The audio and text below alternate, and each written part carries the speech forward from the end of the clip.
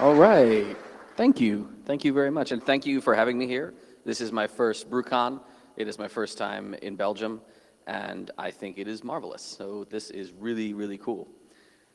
Sometimes my presentations are a little long, but we're going to rock through this. Let me see. We only have 212 slides. I think there's about 8 words, though, so this will go kind of quick.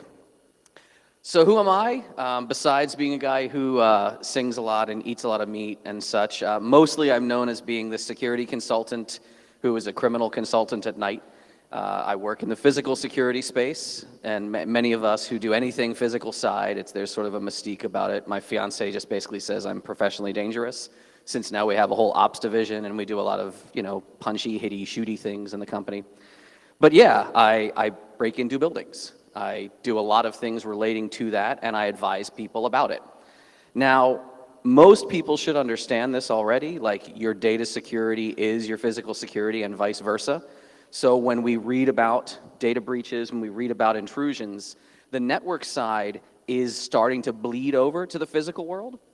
Like, who read about the water plant where, obviously ISC, SCADA, people were changing, they were changing PLCs, they were changing flow rates. So they say, oh wow, something that was logical became kinetic. And yes, like that is a physical impact of an attack. But just the fact that your systems are outdated, and like nobody ever sees, like this is at a power plant, like nobody ever sees outdated systems, right? This is not what I mean when I talk about physical impacts. I'm talking about just actual physical breaches, because I came from an infosec background, and my keyboard foo is like long since expired. But I'm still good enough that if my team is contracted on a network job, like one of us can get into the wiring closet. And I'm a dummy, but I can throw console cables in anything I see and just try to drop to single user mode, and just, again, physical access is the ball game. So we try to tell people, everything you do right, like you can segment it out, you can follow all the rules and have your policies and let's harden that down, but the wrong decision at the hardware store when you're setting up your office can be the ball game. Not to mention, a lot of times executives really they don't understand, like, oh, what's a SQL injection and why is this bad? That user credentials, what? Salted hash? I don't salt my hash in the morning. Like, execs don't get that, but again, like we deal with power companies and utility companies and hospitals, and if I can I've just taken photos, I'm like, what's this thing? What if I push buttons on it? Should I do that? And they're like, no, don't do that. I'm like, okay, well, I just walked in here. This is bad. Or it's like theft. There's a big drug problem in America, and this is just a ton of brass and copper on a shelf of a very small water company, or a bunch of expensive meters at a water company. These are all things where I'm showing companies like, hey, physical security, you should probably pay attention to that too. And like, again, we are way too afraid of terrorism in our country, but I freaked people out when I showed this photo once. I was like, this is chlorine gas, like, I'm just standing next to it, I shouldn't be here, no one's stopping me. So that's like kind of the big stuff that I get to do. I like to point things out like, hey, your physical security has a problem. But what people often don't realize is when I go in and I am in a place I shouldn't be, and they say, well, how'd you get through the door? Well, I'm known as a lockpicker. And people has anybody ever like seen me running a lockpick village or something at like my whole crew of people are awesome, and it's usually not me anymore. Like, it's all the people in Tool and all my friends at Core, like all those volunteers are just teaching everyone to lockpick, and that's great. But as easy as lockpicking is, and if you've never taken a lock apart, you might not know how a lock works, but as easy as a lock is to understand, and as easy as a lock is to exploit, ask me later if you really want to have questions about what's going on here in this picture. This is lockpicking, and anybody who's done lockpicking will tell you it's a pretty simple process of, like any hacking, you stress the system and you make it behave in a way you weren't expecting. So lockpicking is simple to grasp, and I could teach anyone in this room to do it, but it shocks people when I say, on a job, I am never lockpicking, like virtually never anymore. And if I just make a full picture for the client, like after we're done, I'll pick a few doors and we'll document it and like whatever, we'll put it in the report. But we don't care because we don't need to pick locks to get in, and criminals basically never pick locks to get in. So forget lockpicking for this whole talk. This is not going to be Deviant telling you anything about lockpicking. That's a topic for another time. Because it's way, way stupid easier to get into doors a lot of simpler ways. And I want to tell you about those ways because that's what I actually use in the field. and they're stupid easy to fix. So everything you see is going to be like, oh shit, and then it's going to be, yeah, you fix it like this. So ready to rock through some good tips? All right. Dude, the fucking hinges on a door. Like, it shocks people when you show them, like, it's not hard to bang pins out of hinges. You can knock the hinge pins out of most doors and just walk that door away from the frame. So like, you can do it with a nail. They make special little tools that you can use to not bang your fingers. But in the end, like, you could have a super locked up door, like you can see all these locks on this door, but what you can't see are hinges, because the hinges are on the other side of that door. So I don't care how many locks are down this one side, I can pop the hinge pins and just swing it out away from the frame, and I'm in. Stupid easy to fix. There's something called a security hinge. Look on the left up there. That hinge has a hole in one side and a peg. If that door swings shut, that peg is sticking into the door frame through the hole. I can pop those pins, but I can't pull the door out of the door frame. Way easy. What's on the right side? Those are called jam pins. What are jam pins? If you want a security hinge and you don't have one, you go ahead to your conventional hinge. You take these two screws out. You replace them with jam pins. You take these two screws out. You replace them with fuck all. You just made a security hinge, and you didn't even have to rehang your door. The jam pins are like JP12 is the product number from major manufacturing. They make locksmith gear. They're like $11, I think. Stupid easy to fix. Way simple. Every critical door you have, why not put some jam pins in it? How about the latch? What is the latch? What do I mean? Well, when you close a door and it goes click, that little plunger that's sticking into the frame is called the latch. And the latch is the first thing we usually go for. I'm not usually popping hinge pins out on most jobs, I'll be honest. Like, I've done it, but the latch, whoo boy, let's talk about this. So this picture is actually a gear dump from one of my friends named Keith. This is years ago. And I was meeting, and I was like, Keith, wow, you know, you actually were a trading locksmith. I'm just some jackass on the internet, but like, you were in the field every day for years in Florida. I would love to have seen your like daily carry kit. And he's like, oh yeah, I still have it. It's a little zipped up, beat up pouch. And he dumps it on the table. And I was like, huh, well, all right, that's kind of anticlimactic. I guess you're servicing a lot of stuff in the field. You're fixing things and installing things. I meant your like entry kit. He's like, what are you talking about? This is my entry kit. These are my top 3 entry tools right here. And I'm like, what? And this is when I was just a lockpicker. I didn't realize that locksmiths, criminals, everyone are just popping the latch with little thin tools, especially the one in the middle. I was like, what the hell? He's like, I don't know, I found it at a yard sale. It's like, I call it a Carolina roller because that's what's stamped on it. I found the Carolina Roller Company. They're like a textile supply business. And I was like, hey, your website's terrible, but I think I figured out what this one thing is. What is it? She's like, oh, it's a traveler hook. You use it with a loom. I was like, cool, can I order 100 of them? And the lady on the phone, she's like, most people order like 2? I was like, yeah, but you don't speak Pashto or Urdu and your business is dying in America, so why don't you just sell me these things while you're still around? So I order these from this textile supplier, and it's like everyone's favorite tool now that we sell to friends and we use. Like, so here we have a locked door. Here's a locked door. I'm just going to traveler hook this. This is at some water company, I'm pretty sure. So like, what's happening there, right? Well, let's just double check. This door is completely closed. It is completely locked.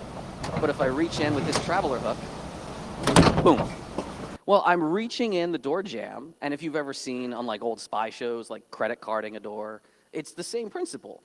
The latch, if you can grab it or hook it or push it or do something and retract that latch, the latch is spring-loaded, right? Like when you close a door, the latch usually springs and then clicks into place. You can do this with Slim Jim tools. If you've ever seen like a Slim Jim or a Mini Jim as a chopped-down version, we use those too. The idea of just reaching in and getting on that latch, getting that latch moving. And don't think that, by the way, protecting a latch with like a big plate prevents this, because that doesn't always happen. So here's a big plated up door. Lol, oops. Yeah, getting to that latch. I don't know if we can drop the lights up here. You guys, it's all my slides are all video and photos, so the better you can see them, the better it's gonna be. So yeah, what's going on? That's not supposed to happen, by the way. This is, oh, thank you. So let's talk a little bit more detail about latches, specifically dead latches. It's a term you may have heard. So back in the day, Many doors, and this is a very common latch set that you see in North America. They're all around the world, different latch styles, but we can talk about this. This highlighted part, this is the latch. This is what holds the door shut when you close it. And many people may remember a time when that's the only thing a door had. Like, this is what a door latch used to look like. And then eventually, like, extra little buttons or levers or extra little hardware started showing up around your door latches. That extra piece is the dead latch engaging mechanism. That little plunger is, many people don't realize this, because when you see it, the door is open. When you close the door, that little plunger is supposed to be held back or pressed in by the strike plate or by the door frame or by any number, depending on the door installation. That makes the latch dead. You can't reach in and spring it or hook it or push it or any of that bullshit if the dead latch is working correctly. The problem is, many times they're not working correctly. So here is an electronic card access door, nice lock. We're going to attack it with a piece of garbage.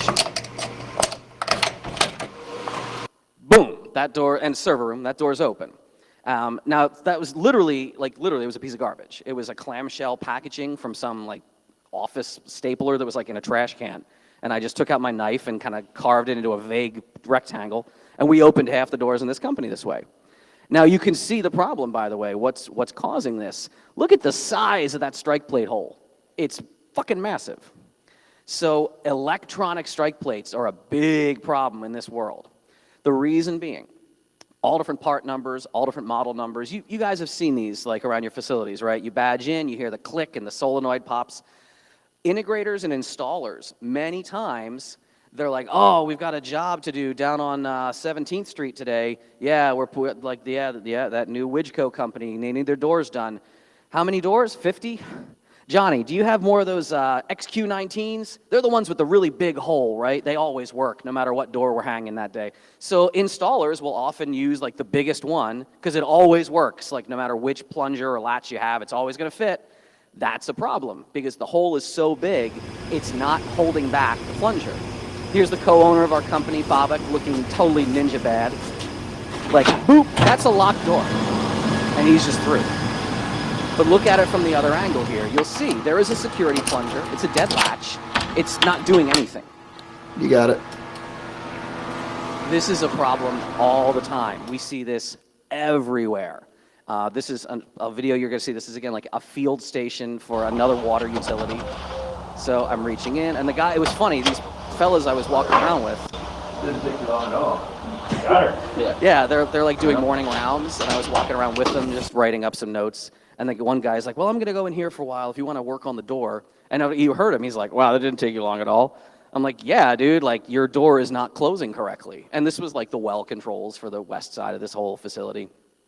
So I love showing this to people. It's a real shocker, but it's also stupid easy to fix. Sergeant lock, but again, Here we go. it's bad door fitment. That was a different style of dead latch plunger, but it wasn't working correctly at all. It wasn't, the latch wasn't even extending all the way. And, like, I don't belong in here. You don't want me in here at all. I don't want to be in here. I'm going to hurt myself or kill myself or something. But a like $5 hook got me through what was arguably a really nice door, all because the latch wasn't engaging correctly. And it's stupid easy to fix that. Put the right latch plate on. The inside handle. So that's the, the latch is in the door jamb. What about just inside where, like, the handle is on the inside of the door?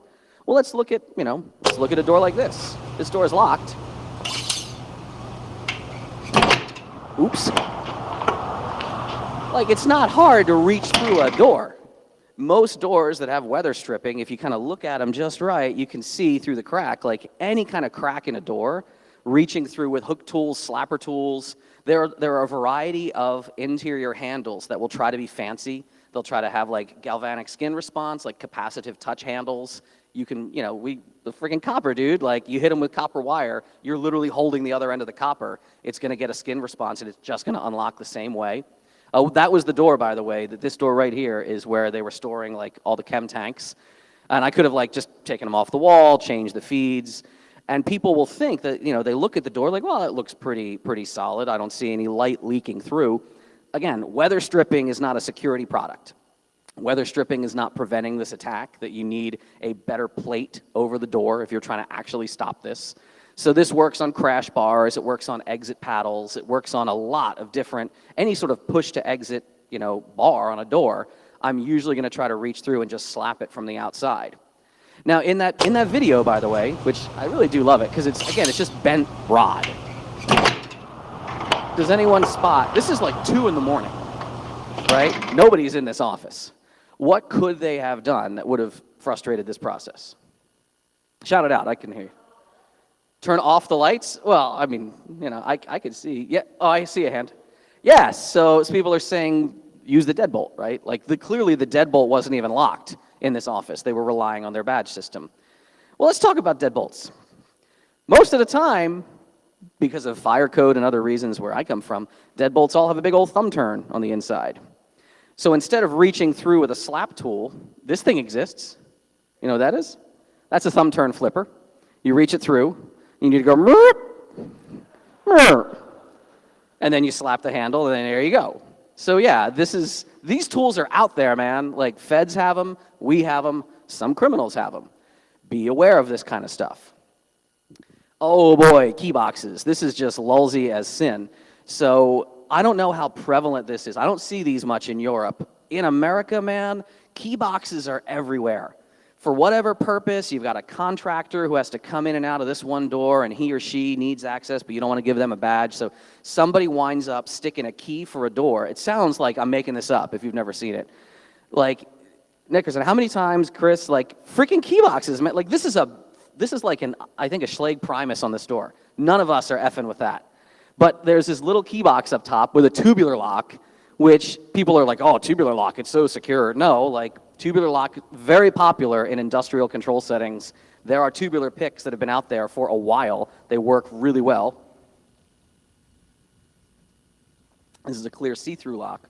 We show people in heavy industry this, like, because they love tubular locks. They think they're the hottest new thing. And I'm like, dude, this is like a product from the 80s. So popping these key boxes, literally it is the key for the door, and it's on the door. And you like, oh, I would never happen here. That's so dumb. Walk around and look for them. You'll start spotting them. There's a lot of instances where, depending on where you live, emergency responders need to get into a facility, and many times they have key boxes that you might not even realize are outside your building. Just be aware of that. The most common times that I see key boxes, though, are complete reek-eating key boxes. Again, rural installations, water towers, radio towers. You have all kind of cellular arrays on top of like infrastructure, at least where we come from. And you'll have like Sprint and AT&T and somebody else. They'll all have their field technicians will have a terrible little key box on a fence somewhere, and every one of them contains like the key for the thing that you need to get into. And these are all super bypassable or decodable.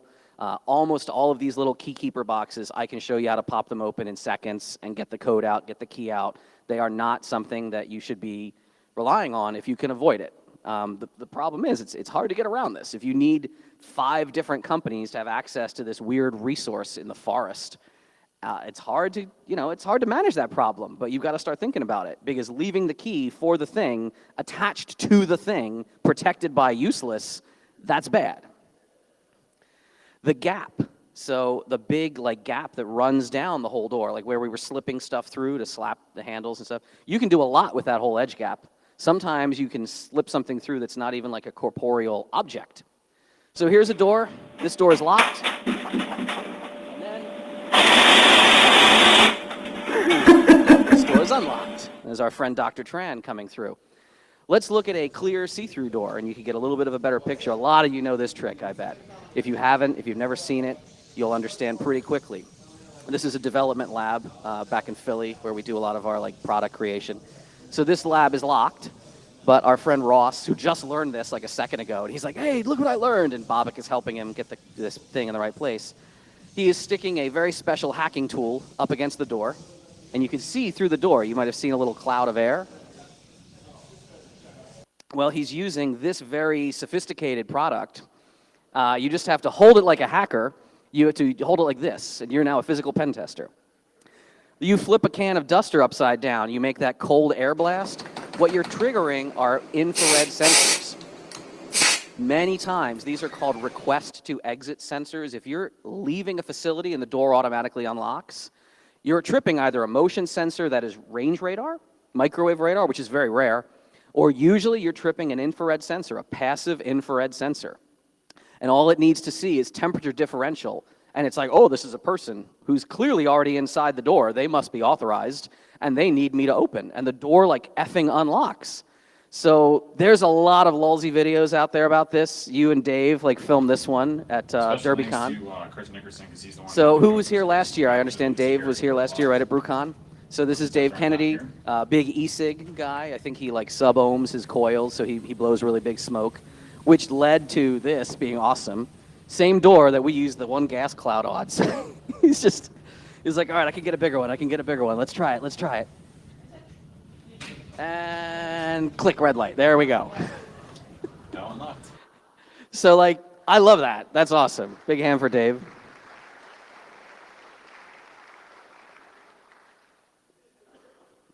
What's that? Oh, yeah, when people are like, why is there smoke pouring through the door? Do we have to leave? Yeah. Literally, it's a magic trick. You appear, and it's like, smoke bomb! I was walking home from a bar with my fiance one night, and I just apparently walked out of the bar with one of my whiskeys, and I was like, hey, check this out. I think we could. So she whipped, thank goodness she was smart enough to whip her phone out when I was like, hey, I want to do something funny. She's learned, she's like, oh, this could be interesting. And this kind of hit YouTube a little while ago, if you didn't see it. This was a bank in the town where I used to live in Montana. So it's locked, it's like 2 in the morning, but there was a rec sensor up there, right? So take a mouthful of whiskey. Oops.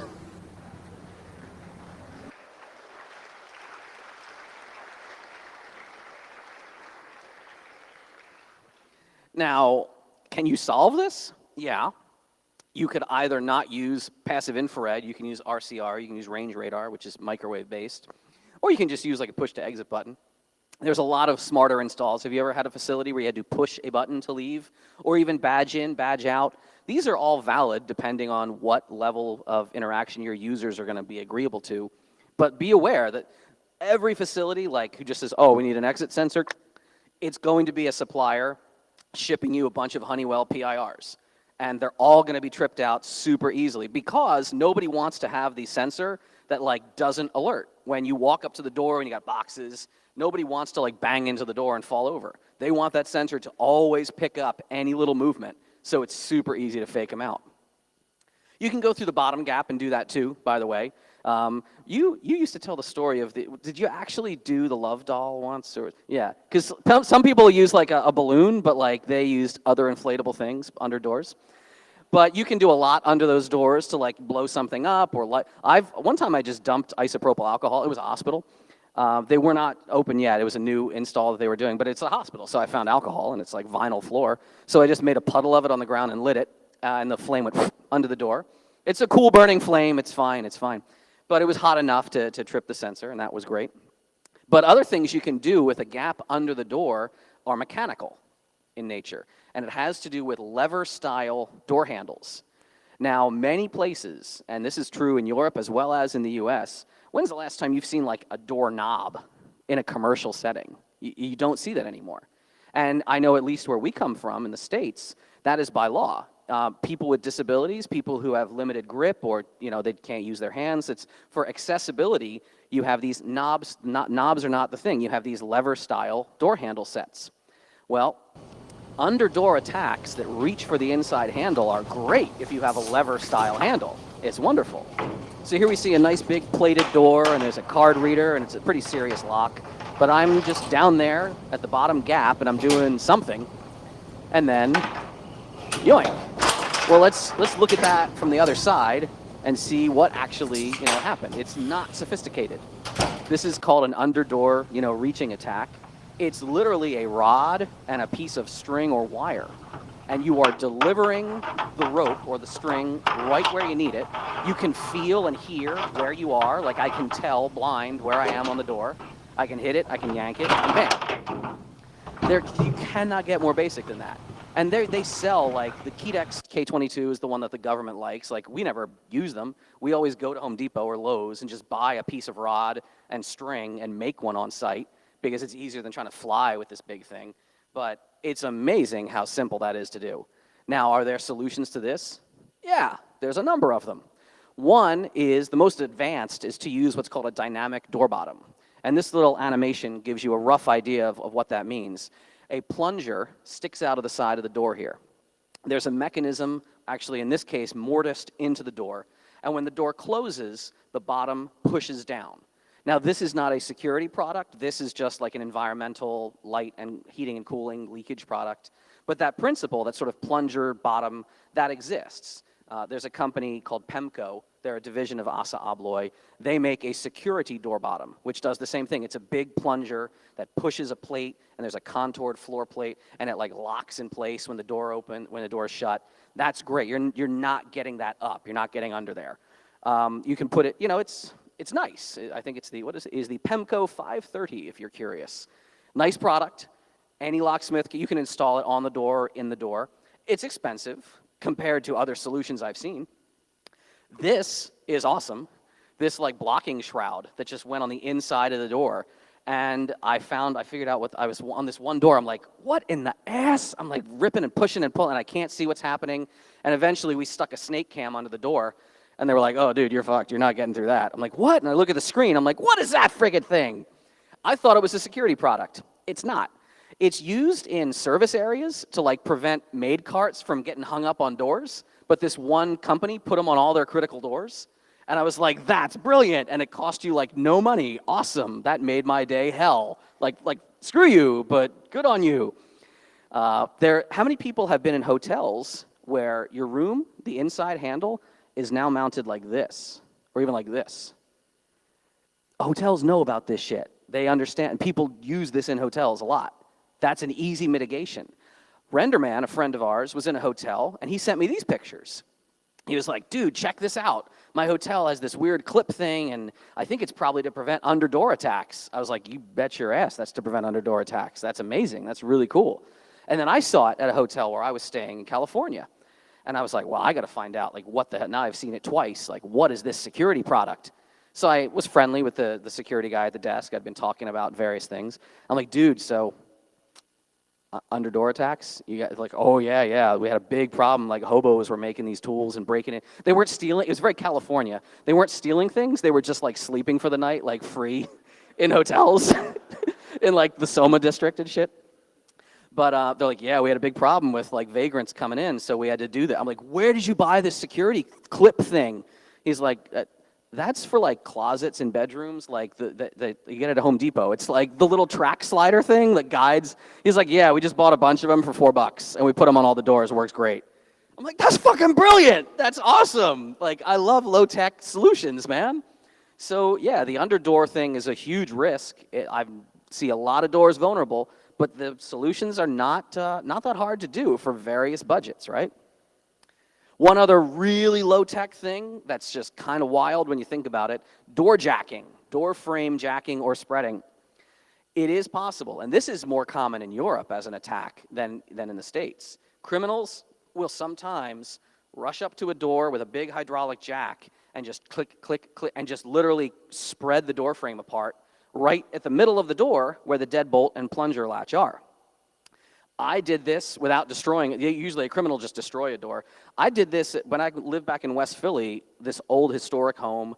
The neighbor had the same home. It was like 1902. The neighbor's door, like his door latch was so old, like it fell apart, like the doorknob snapped off, and it was closed. It was his freaking basement door. And he's like, I got to get to my basement. I got like my laundry's there. I think my cat's down there. What can you do? And I'm like reaching and prying, and I'm like, I can't get anything. And he was going to take an axe to the door. He's like, I got to get this door open. I don't know what to do, man. I'm like, don't destroy this gorgeous old wood with this veneer. And like, I love old things. I'm like, hang on. So I got to my truck, and I chop up some 2x4, and I bring the scissor jack. And like, if you've ever jacked a car up, you know, like it's not easy, but you can do it with like one hand. Like, oh, I'm jacking a car. We had to put like a cheater bar on the end of this, and we're just like, and the whole house was like, and like cracking a little bit. But we got all of a sudden like just enough turns on the jack, and I looked, and I was like, and the door just kind of swung open. And then it was like a tourniquet. We had to like ease it down, and you like let the whole house settle back into shape, and it was fine. It didn't damage the door. This is totally a thing that in an extreme case, it's almost destructive attack, someone could do.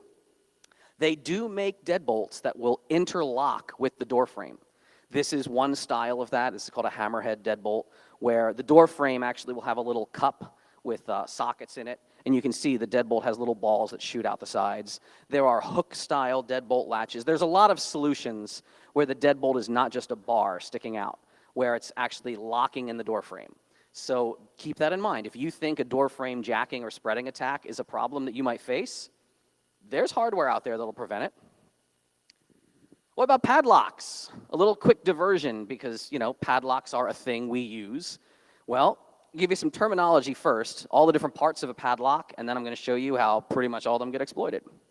So, padlocks essentially are the following. Most padlocks are a shackle of some kind, that is the removable bent piece of metal, usually hooking to a chain or a door or what have you, and that shackle rests in the body. Everything else is the parts inside that allow this to open and close easily. So the keyway is where you stick your key. The keyway is part of the plug. The plug is the round part that turns when you operate a lock. The keyway and the plug are allowing you to interact with a series, usually, of little pins, or what are called the pin stacks, are a series of pins. When the key goes in, the pins align, the plug can turn. That tail side of the plug is usually interacting with some sort of release latch or cam latch that hits the actual latching dogs that are grabbed. That's what's holding the shackle together. In a nutshell, that's what's happening in almost every padlock you use. All right, let's take a dump on all of that really quickly now. So right at the top, the latches. Most cheap padlocks, the latches that hold the shackle shut are spring-loaded. Most cheap padlocks, if they're open, like you can just snap them closed with the key not involved. Well, spring-loaded latches are a problem. There are products called padlock shims. This is not news to a lot of people in this room, I'm sure. How many people have seen padlock shimming before? That's a lot of hands. Good, about half the room. So here's an example of padlock shimming, right? This is a locked lock. Put a little thin piece of metal right against the shackle where it is being latched and held in place. Jam it down. Inside the shackle has now been released from the latch. Click. That's open. Locksmiths use these all the time. They use them on combo locks, key-based locks, big or small. Unless you've seen the inner workings of the lock, you really don't know if it's vulnerable or not to shimming. There are locks that aren't vulnerable, but it's not a size thing. It's not a beefiness thing. This is a pretty big, beefy, serious padlock, but you'll see one shim goes in and click spring, bang. That is a spring-loaded little latch catch. That is not, a hard thing to defeat. Proper padlock shims you can buy in locksmith supply catalogs. You can make your own. Many people have seen me talking about making shims out of beer cans and stuff like that. It's totally easy. Some locks have, latches on both sides. You just need two shims. It's not that difficult. It's not really stopping someone from doing this. So what is the solution? If these little padlock shims, which cost like $1 or $0 if you have a beer can laying around that costs you nothing, what is the solution? Well, the solution is don't have spring-loaded latches. Little spring-loaded latches don't know what's pushing on them. They just say, oh, something's pushing on me. That must be the shackle coming down. I better spring out of the way.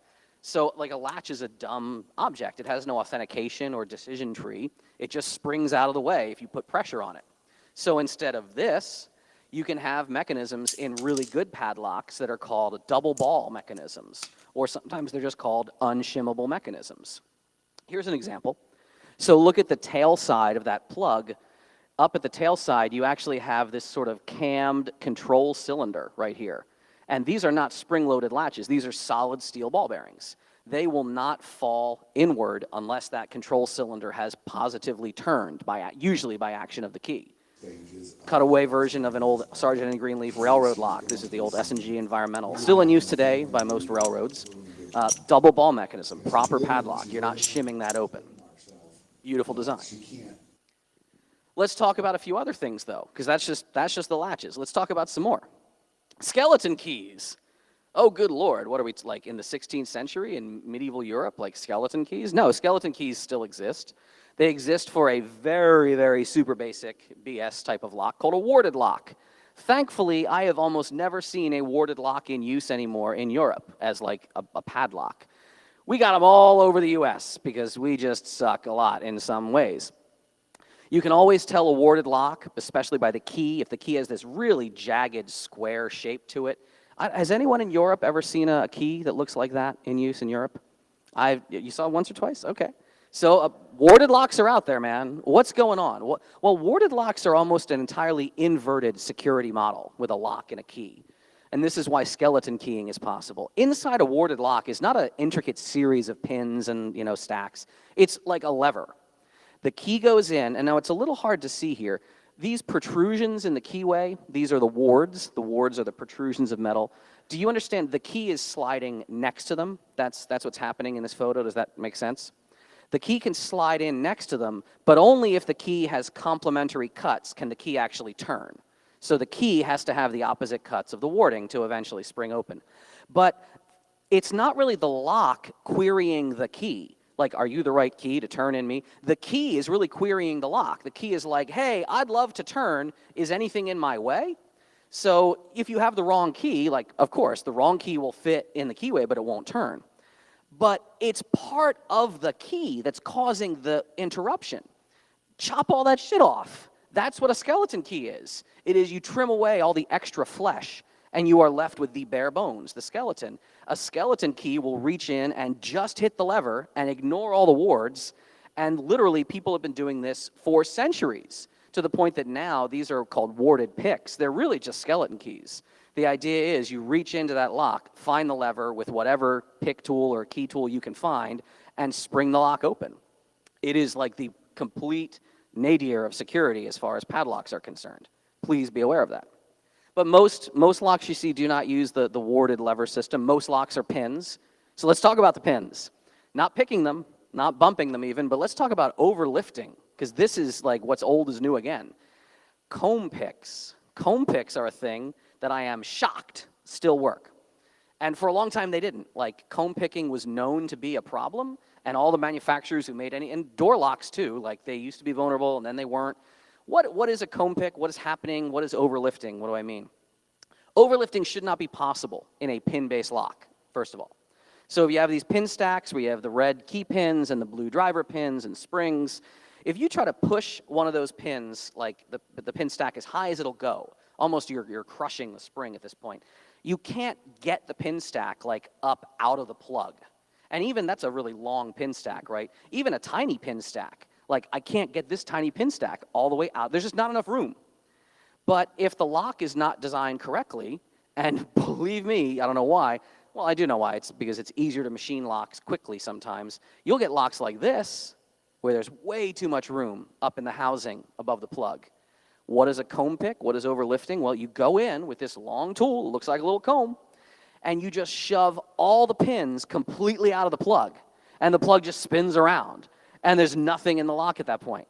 Like, this is an actual thing that affects actual locks on store shelves actually now. This is not an old antique. This is a off the rack. Comb goes in, pins go up, bloop. Master 140 series, Master 142, 142D, like these are there's Abbas brand locks on the shelf right now, they're low end, that are comb pickable. That is insane. Moving on. The release cam, like on the tail side, let's say you can't comb pick it, you can't like get the plug turning. Well, you can sometimes reach right into the back of the lock and just hit the release mechanism. A very popular combination lock where we come from, multi-wheel combination lock by Master, has this super well-known vulnerability where you stick a thin blade into the lock, squeeze it, push it, rock it down, and the lock just flies open. What's actually happening in this lock? Well, when you operate the lock, this long piece of, this long metal plate, I call it the tongue has to rock upward to release the latches. Well, if you want that tongue to rock upward, go in with a long, skinny tool. You can actually go in, the way that these locks are designed, the wheels have a little gap on the left side of each wheel. And if you slip a tool into the left of any of the wheels, but the third wheel gets you closest to the middle, so that's what I recommend. Get in between those wheels, get right underneath the plate, and you can see in this cutaway, rock, boing. Like, That is not an antique. This is not a trick lock. This is off the shelf, like new product that somebody made as a cutaway. And I think we even have footage of one that's, yeah, let's see, we got this here. We have I think we have an original. Yeah, this is like a brand new original one. And you can just reach in, and I think we spring this one open too. These are, every time that someone's like, oh, have you heard the master ones? Yeah, they fixed it. And I'm like, really? They fixed it? And I go buy one. I'm like, they didn't fit. They made it tighter, so it's like harder to get in there. But they haven't retooled this mechanism. This is still a vulnerability on the shelf right now, and it's one of the most popular locks in the country where we come from. I don't know what vulnerabilities are lurking in some of the most popular locks here, but reaching through the lock is absolutely a thing. There's a bypass tool for a brand of lock called American Lock where we are. This is not a lockpick. Ooh, 10 minutes. All right, we'll make it. We're good. We're only on slide, yeah. 169, we got this. I'm talking. Are you still following? Are you tracking? You liking this? This is good? Okay. There is a bypass tool that literally reaches right through the lock and flicks that control cylinder, because what you're seeing is the tail side of the keyway deep in the lock. And I love this story because when American heard about this, they released this little stamped piece of metal, this disc, and they said, well, eject the core, like, because the locks are disassemblable. Like, eject the core, put the disc on, and put it back together, and it covers it up. And it was like they released a patch. They're like, here, this is a hot fix. Download this. It's Tuesday, and, you know, cover that hole. So the person who made the bypass tool, a guy named Ken, he also designed this. It's called a security wafer breaker. So that little security wafer, if you stick this tool and you hit it and you turn it, you punch it, you pull, it blows a hole like exactly where you need it in the security wafer, and the attack still works, so that's pretty fun. Now, like, these are all stupid, simple attacks, and all of them, though, a good quality lock will not be vulnerable to any of these. A proper padlock, a decent, like a decent mid-range even lock, should not be vulnerable to any of this kind of stuff. But think critically about things. Look around at your doors, look around at your locks, and you'll start spotting this. So, like, let's talk about this door right here. This door has got a variety of interesting problems. Who can just shout it out? Name some shit you're seeing. Like, what's going on here? Yeah, the gap, the weather stripping, you could reach through. What kind of system do you see inside the door that you might be able to trigger or attack? There's what, yeah, so the lock is magnetic. There's a motion sensor, I heard somebody say, on the ceiling, or I don't know if you were thinking you could just slap the handle. It's just a regular release handle. But the magnetic lock is an interesting one too. So magnetic lock systems are one of the most popular systems in environments where you have electromechanical tie-ins, where badge systems, access control systems. You're either talking solenoid plates or electronic locks. So electronic locks like this, many of them fail open if there's no power. A lot of times that's by code. If there's an emergency in the building, the power goes out, like you need to egress. So let's think about this. This was in the basement of a hospital that had multiple wings connected by like a tunnel. Now it looks like I'm on the secure, like the inside, the sterile side of the door, but actually this door had a badge reader on both sides. And to cross either way, you were supposed to badge in or out. And I tried these handles, these big crash bar handles, and the door would not open. Well, that tells me instantly, if mechanically I'm pressing the handles, like there's no latches at that point, it's got to be magnets, right? So I'm looking around, I'm like, well, there's conduit, and there's like a little plate right here. Either there's a friggin' exit sign on the other side of that door, which no, there's not, because you need a badge to go through to these two zones, or that's the effing wires. And sure enough, like screwdriver, little wire nuts, I pulled them off, and the door just flew open. And like the person who's like, we never thought anyone would take the time to do that. I'm like, take the time? I pulled a chair, I have a screwdriver in my freaking pocket. Like, this was the easiest thing in the world. It took me about 30 seconds. And the real funny thing is when we were showing this to the client, we were on site, you know, the next few days, and I was like, look, here's what I did. And I was like doing it, and somebody else badged in the door and came through, and they didn't freak out. I'm like a guy, I'm not even on a ladder, I'm on a chair. The person's like, oh, sorry, I didn't know someone was working in this wing. And they just like walked by me. So like, I'm like, I don't care, you think someone wouldn't stand on a chair and do this? Like, nobody thinks it's weird. Like, you're not gonna, oh, no one would be exposed like that. You look like a freaking worker, but put two people wearing roughly the same clothes, no one questions anything they're doing in the building. So keep all of this in mind. Threats come from a lot of angles, right? Electronic system, we do a lot of stuff. Like, we can do a whole, if you like this, maybe Bobak will come back next year. We'll do a whole electronic talk. So Bobak is mainly our electronics guy, cloning credentials. Like, we love this kind of thing too. This was one of his earlier Proxmarks that he built, and he hand wound this antenna. He loves badge stuff, so anything you want to talk about access control badges, RFID, that's him all day. He actually, I'm very proud of him. I show this slide in. He took a giant R90. Like, these are like the big readers that you see in parking garages and such, because they have a long-range reader. There's a big antenna coil. So he gutted one and put his own circuitry in it, his own self-contained power pack, his batteries, little display, Bluetooth radio, and he packages it all up. And it's a self-contained, we call it the hunt pad. So you can just walk around a building with this, no wires hanging out of it, no battery packs, just walking around, and he's picking up badges. It was featured in Mr. Robot, if you saw that episode at the coffee shop, so we're very proud of him. To conclude, and I know you're giving me the flag, remember, super easy stuff, right? So the padlock, shimming the latches, use a double ball mechanism, use something shim-proof. You should not be shimmed. Those warded keys, skeleton key attacks, please don't use warded locks for anything. That's a simple solution there. Overlifting, the lock should be fabricated to the correct dimensions so that overlifting with a comb should not be possible.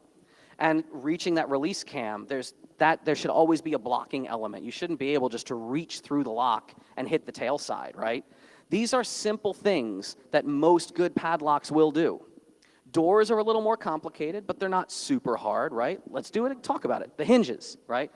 Security pins, jam pins, security hinges, easy to freaking install, costs you very little. If I slip that latch, like, again, it's door fitment, it's proper plates, have the anti-thrust mechanism working. It's easy to test for, it's easy to fix. Reaching through to the inside, the thumb turn, the crash bar, I can't do that if there is something blocking the gap. If there is a plate, if there's something running the whole door, if there's a contoured door frame that I can't get through. Key boxes, please don't use them.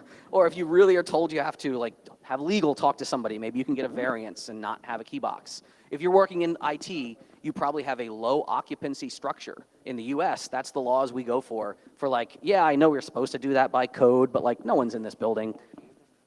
The edge gap where I was blowing the can of air and spitting whiskey and stuff, like, again, just block that off. The bottom gap, they have dynamic door bottoms. They're a little harder to block off. Or you can use those shrouds and those clips on the inside handle so that I can't reach under and just grab the handle. And that door frame spreading, I realize it's an obscure thing, but it's possible to prevent. Now, this is like a big list, but it's not that big. And it costs real money, but it's not like unconceivable money. If you have literally everything wrong with your most critical door, you're talking 500-600 euro. And that's great, I think. Be able to like, this is actionable stuff. You can find that money in the budget. The real reward, though, is when you tell someone like, oh yeah, I slipped this latch, and I'm showing this one power company exec. I'm like, look, this door has just drifted down. And she's like, how do I fix that? I'm like, you could just file it, like just file it down a 1/4 inch. This was a photo in a locksmith magazine of using a scrap piece of metal with rivets to fix that latch that was like not engaging. So the cheapest fixes are usually the best. Many of you are innovative. Many of you have someone on staff who's got the tool bag. And for very little money or zero money, you can address almost everything I just showed you. And thank you for giving me the extra minute or two. Thank you for listening, and just, stay safe out there.